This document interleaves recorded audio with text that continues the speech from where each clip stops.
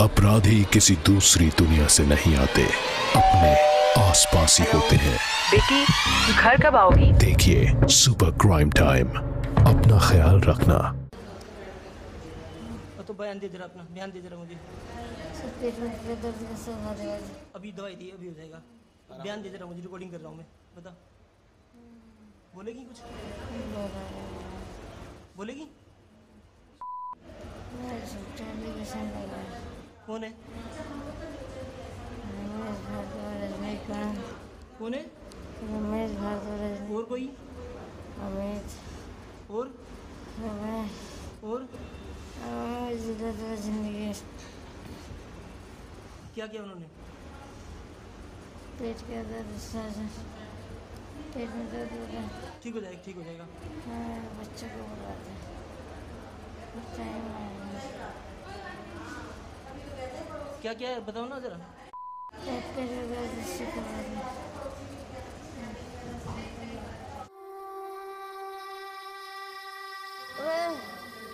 रमेश भारद्वाज के कारण मैंने सुसाइड किया, मेरे और किसी कारण नहीं। और उसे मेरे पर फ्लैट का पैसों का झूठा एप्लीकेशन लगा। ये जिंदगी मैंने जी सकती थी, इसलिए मैंने सुसाइड किया। और मेरा कोई रीजन नहीं। ये आम आदमी पार्टी की एक महिला कार्यकर्ता का दर्द है। उस कार्यकर्ता का जो अन्ना के आंदोलन में देश को बदलने का सपना लेकर शामिल हुई। उस महिला का जो देश बदलने का दावा करने वालों पर भरोसा कर आम आदमी पार्टी में शामिल हुई। उस महिला का जिसे लगा कि कोई पार्टी और कोई नेता है जो सचमुच देश बदल सकता है, लेकिन इन्हीं उम्मीदों के साथ वो उनसे घिर गई, जिसकी उस पर थी गलत नजर। एक बार मुझे प्रोग्राम में ले गए थे, एमएलए के प्रोग्राम में। हम सारे 6 लड़कियां गए थे। सारी लड़कियों को नीचे गाड़ी से नीचे उतार के मेरे साथ 15 मिनट बातें की हैं, ये कर लो वो कर लो, और मेरे साथ बदतमीजी की है। मैंने बहुत मुश्किल से गाड़ी से फिर मैं उतरी थी। हर दर पर लगाई फरियाद का जब नहीं निकला कोई नतीजा, तो सबसे पहले टूटा इंसाफ मिलने का भरोसा। जब कोई महिला मर जाती है तो उसके पीछे कैंडल लेके चले जाते हैं, लेकिन आज जीते जी महिला के साथ नाइंसाफी हो रहा, पर मेरी बात को किसी ने नहीं सुना। वो बताती रही कि उसके दिल में कैसा तूफान उमड़ घुमड़ रहा है, लेकिन उस शोर को सुनने की कोशिश किसी ने नहीं की। मैं इतनी डिप्रेशन में हूँ, अगर ऐसे कभी मन करता है ना, इतनी डिप्रेशन में आके मैं सुसाइड कर लूँ। समर्थन के नाम पर उठा सियासी शोर, लेकिन ऐसा कोई नहीं निकला जो बांट सके उसके दिल का दर्द। फिर वही हुआ जिसका था डर। आखिरकार आम आदमी पार्टी की महिला कार्यकर्ता ने कर ली खुदकुशी। ये खुदकुशी साधारण नहीं। तो आम आदमी पार्टी की महिला कार्यकर्ता अपने ही पार्टी के एक वरिष्ठ कार्यकर्ता से परेशान थी। इस मामले को लेकर उसने पार्टी के आला नेताओं से भी शिकायत की थी, लेकिन इसका कोई ठोस नतीजा नहीं निकला। विपक्षी दलों ने इसे मुद्दा बनाने की कोशिश जरूर की, लेकिन उसके जख्मों पर मरहम लगाने की कोशिश शायद किसी ने नहीं की। रमेश भारद्वाज आम आदमी पार्टी के इस कार्यकर्ता की हैसियत इलाके के विधायक से इसके करीबी से समझा जा सकता है। नरेला के विधायक शरद कुमार के निजी कार्यक्रमों से लेकर हर वक्त उनके साथ नजर आने वाले रमेश भारद्वाज ने अपनी ही पार्टी की महिला कार्यकर्ता का जीना हराम कर दिया था। ऐसा आरोप है कि कई बार छेड़खानी और गलत तरह के प्रस्तावों से तंग आने के बाद पीड़ित ने इस मामले की शिकायत नरेला थाने में दर्ज कराई थी। पुलिस ने जून महीने में आईपीसी की धारा 506 और 509 के तहत एफआईआर दर्ज की। शारीरिक संबंध बनाने का झांसा देकर पार्टी में पद दिलाने का वादा करने वाले कार्यकर्ता की शिकायत जब महिला आयोग में की गई, तो उस वक्त इस मामले की जानकारी लेने के लिए एक महिला ने पीड़ित से मुलाकात की। पार्टी में है जो इनके साथ मेंबर जो काम करते हैं, उन्होंने इनके साथ बदतमीजी की है, फोन पे अश्लील बातें भी बोली हैं।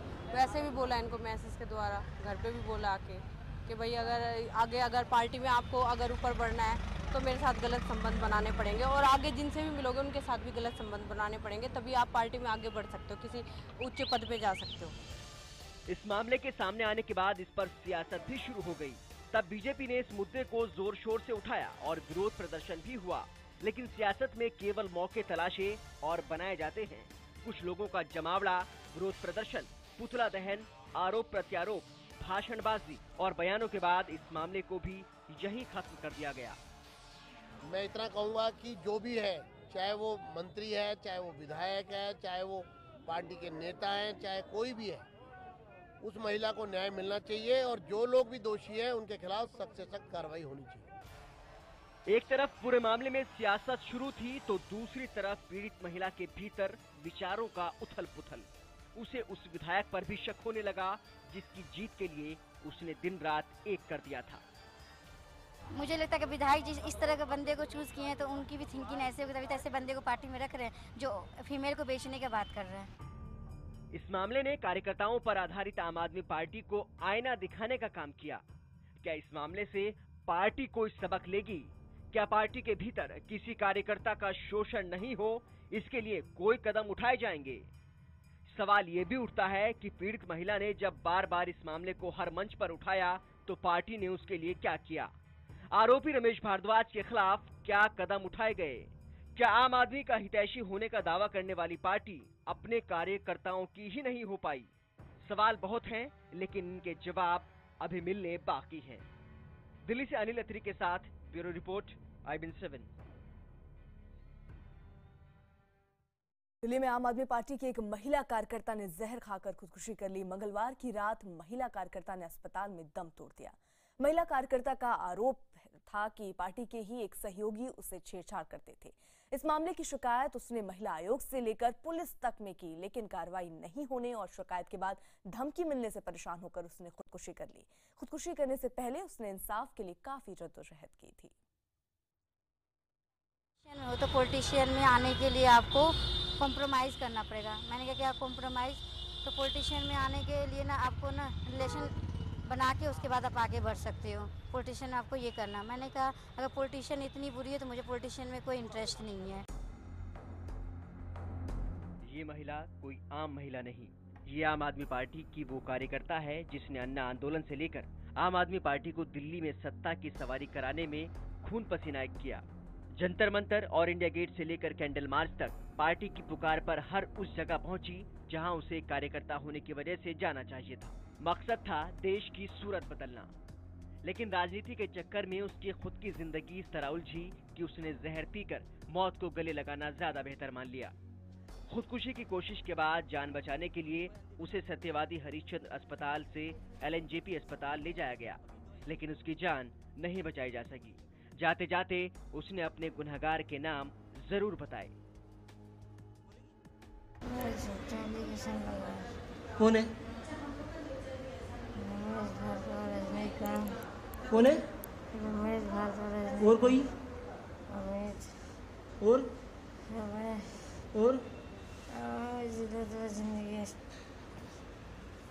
क्या किया उन्होंने? पेट के दर्द।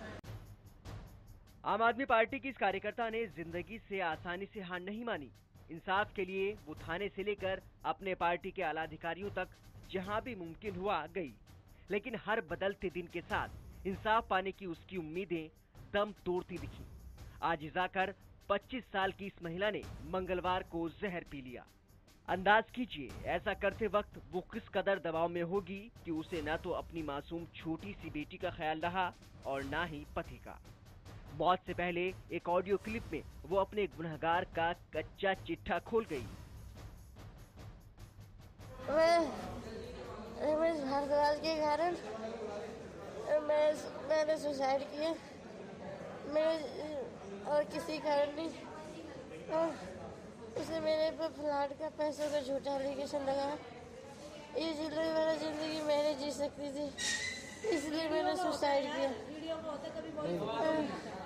और मेरा कोई रीजन नहीं। जिस रमेश भारद्वाज का वो बार बार जिक्र कर रही है, कौन है ये आदमी? मर्सिडीज कार के सामने फोटो खिंचवाने वाला यही शख्स है रमेश भारद्वाज, नरेला के विधायक शरद कुमार का करीबी। आरोप है कि आम आदमी पार्टी के वरिष्ठ कार्यकर्ता रमेश भारद्वाज ने इसके साथ छेड़खानी की, बार बार शारीरिक संबंध बनाने के दबाव डाले। ऐसा नहीं करने पर उस पर ब्लैकमेलिंग के भी आरोप लगाए। फिर उन्होंने बराबर हर बार मुझे प्रेशराइज करते रहे इस बात को लेके कि आप करो, कभी मेरे शॉप पे आ जाए, कभी मुझे फ़ोन करें। मैंने इस चीज़ के लिए हमेशा उसे मना करते रहे कि नहीं मैं करता हूँ।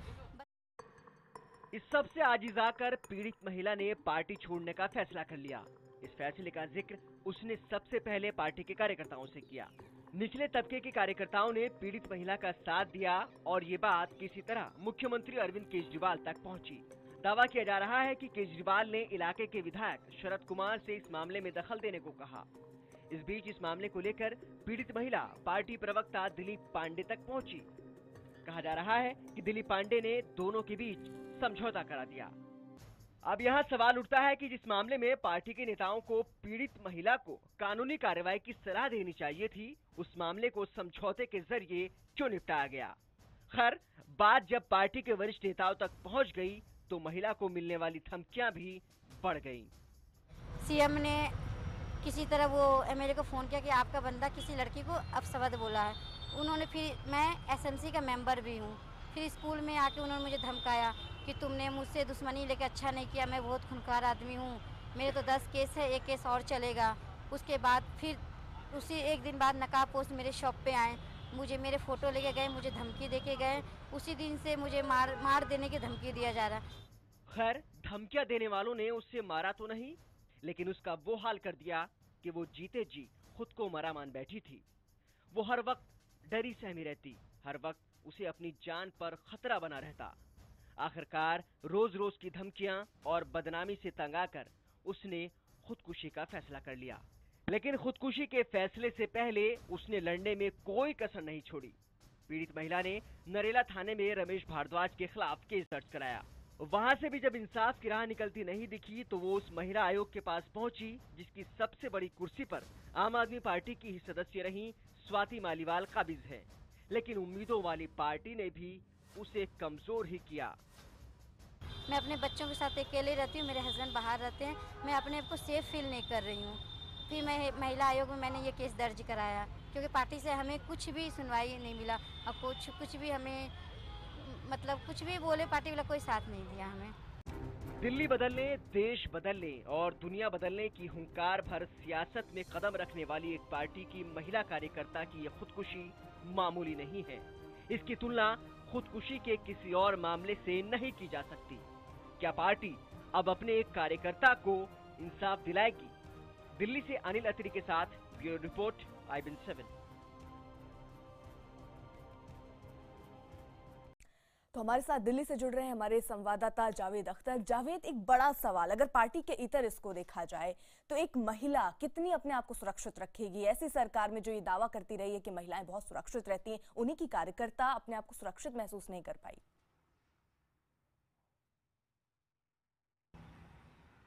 देखिए, बिल्कुल बहुत बड़ा सवाल है आम आदमी पार्टी पर, खास करके क्योंकि सरकार में आने से पहले आम आदमी पार्टी ये दावा करती रही है कि दिल्ली में महिलाओं को सुरक्षित रखा जाएगा, उनके लिए सुरक्षा के इंतजाम किए जाएंगे, छेड़छाड़ से उनको बचाया जाएगा। लेकिन उनकी खुद की पार्टी में उन्हीं के कार्यकर्ता ने, जो कि इलाके के विधायक हैं नरेला के शरद कुमार, उनके बेहद करीबी रमेश जो भारद्वाज हैं, उन्होंने महिला के साथ बदसलूकी की। महिला लगातार शिकायत करती रही, पार्टी के हर फोरम पे उन्होंने शिकायत की। दिल्ली आम आदमी पार्टी के जो नेता हैं उनसे शिकायत की।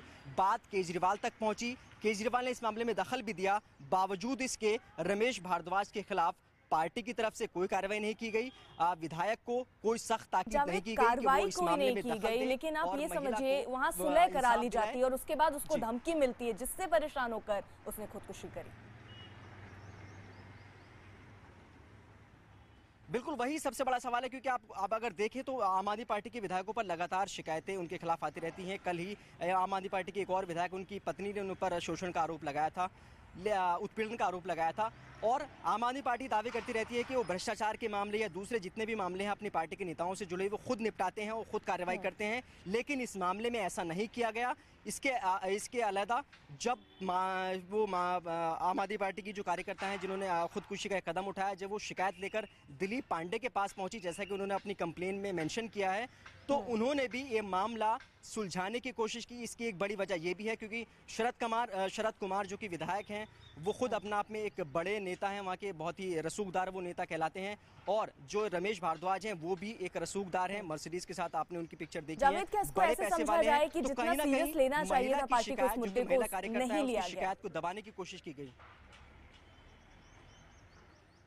बिल्कुल साफ तौर पर ये जाहिर है कि क्योंकि महिला, देखिए हर फोरम पर पार्टी की उन्होंने शिकायत की, वो महिला आयोग तक भी पहुंची, लेकिन कोई ठोस कार्रवाई उनकी शिकायत पर नहीं की गई। यही वजह है कि एक महिला को बहुत शुक्रिया जावेद, के साथ अकेली रहती थी, उसके हस्बैंड उनके साथ नहीं रहते, उनको एक कदम उठाना पड़ा और आखिरकार वो आज हम सब के बीच नहीं है। बिल्कुल जावेद, बहुत बहुत शुक्रिया हमसे जुड़ने के लिए, तमाम जानकारी हम तक पहुंचाने के लिए। फिलहाल एक छोटे से ब्रेक के लिए रुक रहे हैं, बने रहिए IVN7 के साथ।